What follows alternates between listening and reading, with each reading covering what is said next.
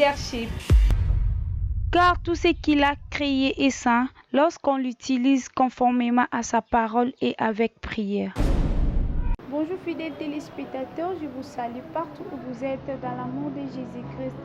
Là, je salue toute l'équipe de Power Leadership. Restez toujours dynamique.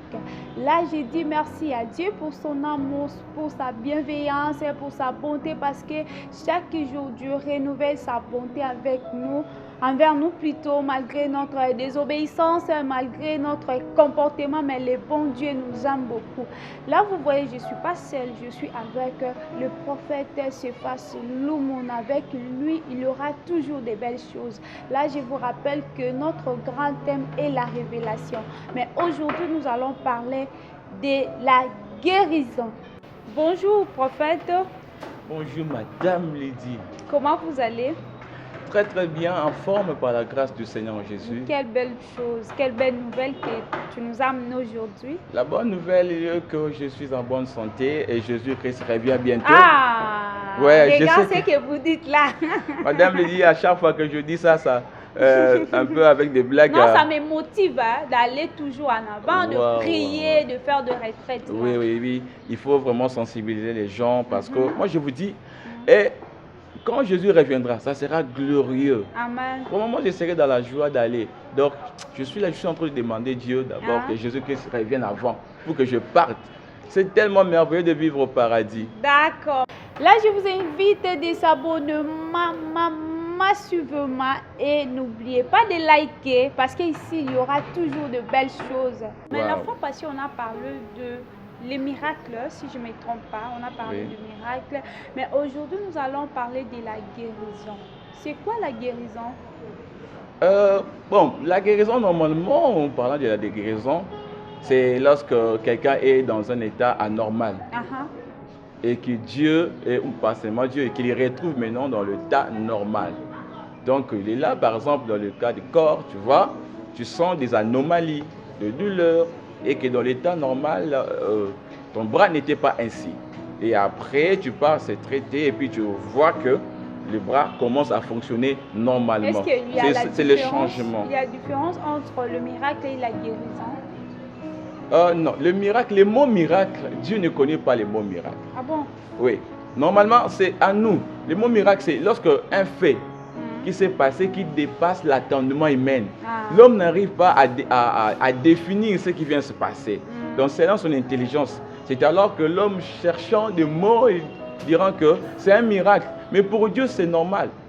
Donc, on voit un effet qui s'est passé, mais selon l'intelligence humaine, l'homme n'arrive pas à définir ce qui vient se passer. Mais pour Dieu, c'est normal. Les miracles, c'est la nourriture de Dieu. Mais Dieu n'est pas étonné parce qu'il vit ça chaque jour. Bon, selon vous, quand on parle de la guérison, tu ressens quoi? Quand je parle de la guérison, tu ressens quoi? Je ressens de la joie. Aha. Je ressens de la joie parce que dans les projets de Dieu, Dieu ne souhaite pas que nous soyons dans l'état d'anomalie. Donc être malade, avoir des défauts, ce n'est pas dans le plan de Dieu. Dans la Bible dit, je souhaite que tu prospères à tous égards et que tu sois à bonne santé. Donc que tu sois en état normal. Quand tu n'es pas en état normal, ce n'est pas normal. Il faut que tu sois en état normal. Parce que selon Dieu, nous devons vivre en bonne santé. Et quand j'attends ces mots à guérison, parce que Dieu est aussi appelé Jéhovah Rapha. Jéhovah Rapha qui signifie le Dieu qui guérit. Donc quand il s'est manifesté comme un Dieu qui guérit, les Israélites l'appelaient Jéhovah Rapha. Et je crois que par la grâce de Dieu, comme vous m'avez posé la question, nous allons parler aussi de Jéhovah Rapha. Amen. Jéhovah Rapha. Alléluia. Il y a combien de sortes de guérisons? Sortes de guérisons. Ouais. Bon, il n'y a pas de sorte de guérison. Il y a seulement une guérison. C'est fini. Mais à l'intérieur, on peut voir de diverses manières. Dans le chemin. Oui, non, le chemin. La source de la guérison, vous parlez de la source de la guérison. La source de la guérison vient seulement de Dieu. C'est Dieu seul qui peut nous guérir. Mais en entrant dans la profondeur de la guérison, on voit que c'est par la foi d'abord. La base, parce que ce n'est pas seulement la guérison, on parle plus de miracles. La base, la Bible dit ceci. Voici le miracle. Dans d'autres versions, dit voici les signes qui accompagneront ceux qui auront cru. Donc, il y a de l'autre côté, il y a le miracle, il y a la guérison. Et de l'autre côté, il y a la foi. Ceux qui auront cru, autrement dit, ceux qui auront la foi. Donc, celui qui a la foi, la guérison va l'accompagner. Il n'a pas besoin même de prier, mais sa foi. Tu vas comprendre que beaucoup de gens dans la Bible, quand Jésus-Christ manifestait sa puissance, vous allez voir qu'il disait toujours que ta foi t'a guéri. Voilà, ta foi t'a sauvé. Oui. Donc la foi, c'est l'élément fondamental de la guérison. Oui, la foi, c'est le socle. Oh, madame l'a dit. La foi, c'est le socle. C'est la clé. C'est la clé de toutes choses. La Bible dit que c'est par la grâce que nous sommes sauvés, mais au moyen de la foi. Au moyen de la foi. La Bible dit, sans la foi, personne n'est agréable à l'Éternel. Sans la foi. Parce que Dieu aime les gens qui ont la foi. Parce que nous sommes sauvés par la foi. Ce n'est pas par les œuvres. Nous sommes sauvés par la foi. Dieu aime. La Bible dit, il est le consommateur de notre foi. Cela veut dire que Dieu mange la foi. Amen. Là où il y a la foi, c'est là où il y a l'appétit de Dieu. Dieu aime la foi. Peu importe là où tu es. Si tu as la foi, peu importe. Même si tu avais une maladie incurable, laisse-moi te dire que la foi peut te guérir. Parlons un peu de la femme de perte de sang. Oui. Explique-nous ça. Cette histoire. Gloire. La femme de perte de sang. Oh my God. Vous savez, je suis un homme de la foi. J'aime tellement la foi. Avant de parler de cela, bon, je vais entrer. J'explique d'abord l'histoire de la femme. Oui. La Bible dit, ayant attendu parler de Jésus. Donc, dans Romains 10, verset 17, on dit que la foi vient de ce qu'on attend. Oui. Et de ce qu'on attend vient de la parole de Dieu. Vous voyez, tu ne peux pas avoir la foi si tu n'as pas écouté la parole. La parole de Dieu crée la foi en nous. Et après la foi engendre maintenant la guérison. Amen. Donc il y a 3 étapes. La parole vient. La Bible dit dans les détresses et crièrent à l'Éternel, et l'Éternel envoya sa parole. Et sa parole les a guéris. Dans la détresse, dans des douleurs, même si, j'aimerais dire à quelqu'un, tu es là, tu es dans le lit d'hôpital et que tu me suis. J'aimerais te dire, peu importe la dimension de ta maladie, si tu crois seulement au Seigneur Jésus-Christ, si tu crois à cette parole, parce que la parole n'a pas de limites. La parole vient de te visiter. Amen. Si tu crois à cette parole, tu peux te mettre debout là où tu es, automatiquement et sortir. Parce que tu es guéri. Moi, je crois que tu es guéri. Si tu crois seulement à ça. Amen. Vous savez, il y a 3 étapes. Il y a d'abord la parole. Parce que la parole, c'est Dieu lui-même. Je veux dire, la parole faite chair.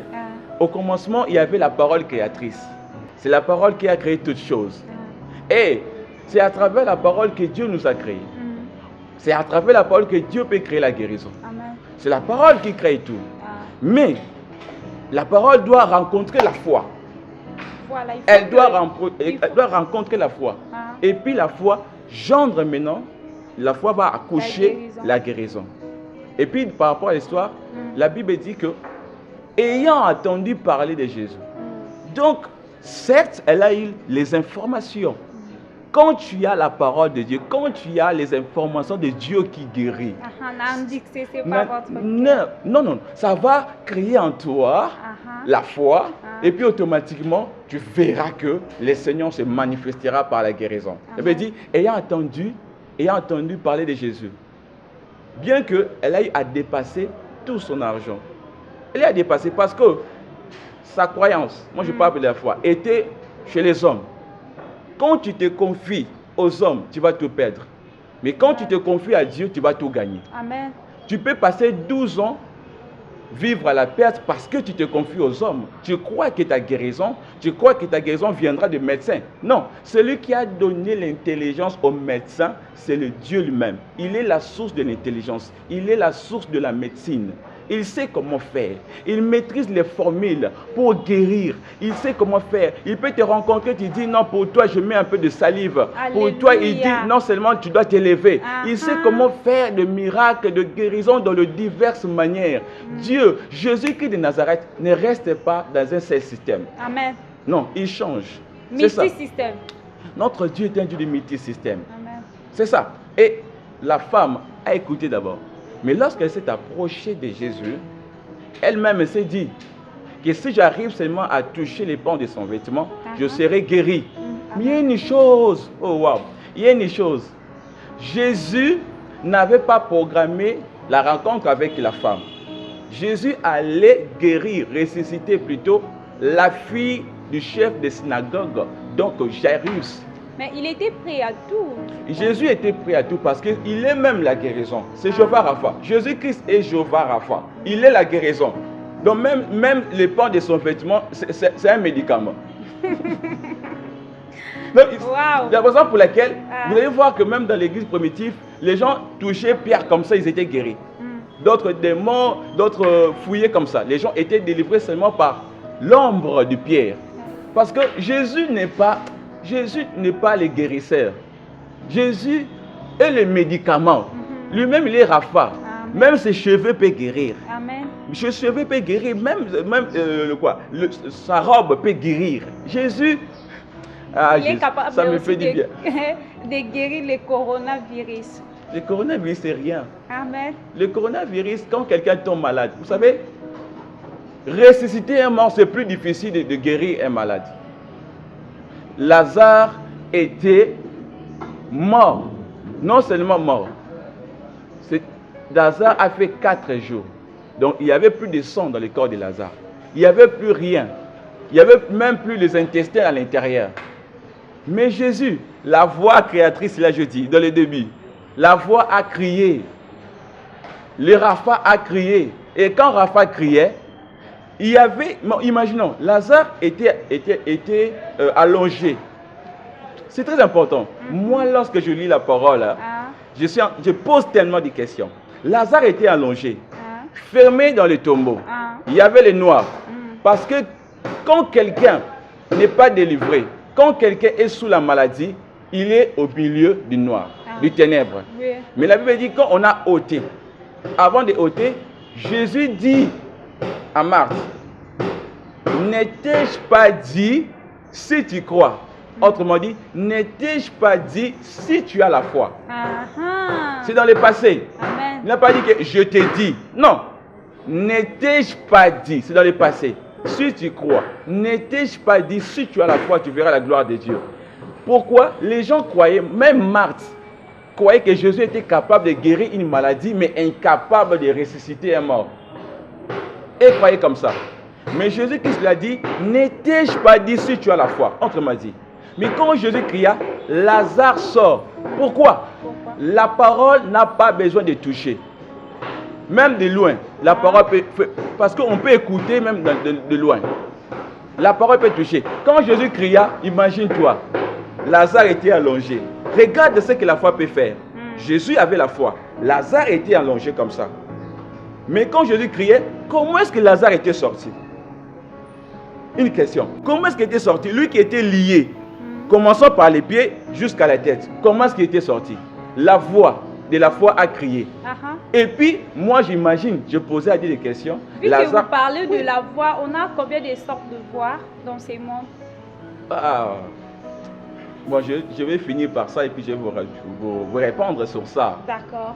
Quand Lazare... Nous sommes déjà arrivés à la fin. Ok.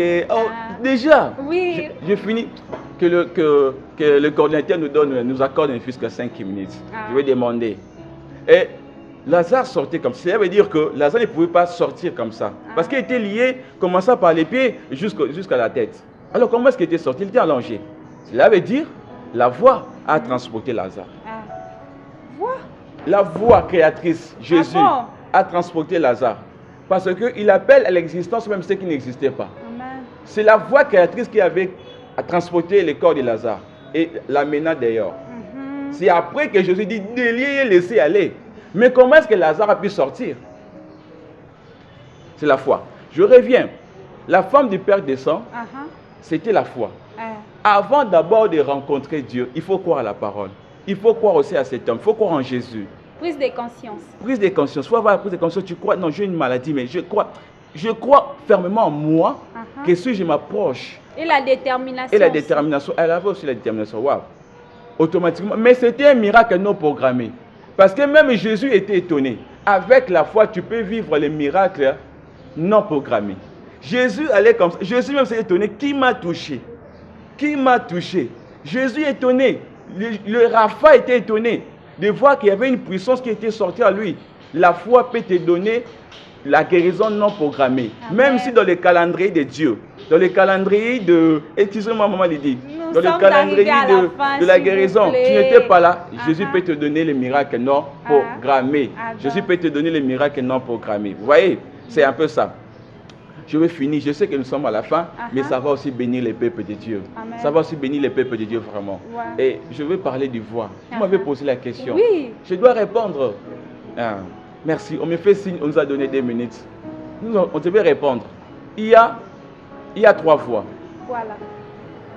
Quand quelqu'un est malade, quand quelqu'un est sous le lit, il y a 3 voix. La première voix, c'est la voix du corps. Parce que le corps parle. Par des sensations. Tu es là, tu commences à sentir des malaises et tout ça. La voix te dit, tu es malade. Tu as les coronas. Tu as les coronas. Même si ce n'était pas les coronas. La voix te dit, regarde, tu as les symptômes. Regarde, il y a des fièvres, tu tousses. Ne sors pas, tu as des maux de tête. Tu as les coronas. C'est le corps qui te dit. Et à part ça, vous allez voir maintenant deuxième voix. Deuxième voix, c'est la voix du diable. Qui te dira, tu vas mourir. Tu vas mourir, toi tu vas mourir. Pourquoi? Afin de faire étouffer la foi. Tu vas mourir. Et toi si tu crois, j'ai le corona. Donc je suis malade. Je dois me rendre à l'hôpital. Tu arrives là-bas, les médecins te voient, la troisième voie. Oh, non, vraiment si tu tardais, tu allais déjà mourir. Troisième voie, c'est la voix de l'entourage qui confirme ce que tu ressens, la voix du corps et la voix du diable. Mais si tu crois à toutes ces 3 voix, tu vas mourir. Tu n'auras pas la guérison. Mais la 4e voix, c'est la voix créatrice. C'est la voix qui peut ressusciter même Lazare. Amen. La 4e voix, si tu crois à la 4e voix, même si tu avais du sida, même si le corps te disait que toi tu ne peux pas marcher, mais si tu crois seulement la 4e voix, parce que même dans la fournaise, il y avait 3 personnes, il y avait 3 voix, il y avait Shadrach, Meshach et Abednego dans la fournaise. Mais lorsque la 4e personne, la 4e voix était venue, la personne a maîtrisé le feu. Vraiment. Voilà, pas encore terminé, mais nous sommes déjà à la fin. Vraiment, je regrette vraiment beaucoup parce que moi j'aime aussi la foi. Je suis un homme de la foi. Oui, nous allons continuer. Votre mot de la fin? Bon, merci d'abord pour m'avoir invité encore. Et ce n'est pas vraiment que je suis spécial plus que tout le monde, mais par beaucoup d'humilité et par la grâce aussi, par beaucoup de faveurs que vous me faites. Je dis merci de m'avoir encore invité, vraiment, de m'avoir accepté dans ces plateformes Power Leadership. Vraiment, je prie que Dieu vous bénisse encore. Amen. Vraiment, merci beaucoup. Et votre numéro WhatsApp. Ok, mon numéro WhatsApp. De l'instant miracle. À chaque moment, il y a des guérisons, il y a des délivrances. Surtout nos frères du Bénin, nos frères du Cameroun, il y a tellement de guérisons. 0 plus 243, tu enlèves les 0. Plus 243, 89, 681, 51 et 99. Plus 243, 89, 681, 51 et 99. Merci beaucoup et merci aussi à toute l'équipe et à notre coordonnateur et à notre ingénieur Guy Mouteba. Nous sommes arrivés à la fin de notre émission. Là, j'ai dit merci à Prophète parce que vraiment, vous avez parlé de la guérison. Waouh! Là, j'ai dit aussi merci à toute l'équipe de la Power Leadership. Prophète, nous allons continuer aussi sur la guérison. Pas de problème. D'accord. À nous revoir à la prochaine numéro. Là, je vous dis encore de s'abonner massivement à Power Leadership, Power Leadership, Power Leadership. Merci, au revoir, bye bye. car tout ce qu'il a créé est saint lorsqu'on l'utilise conformément à sa parole et avec prière.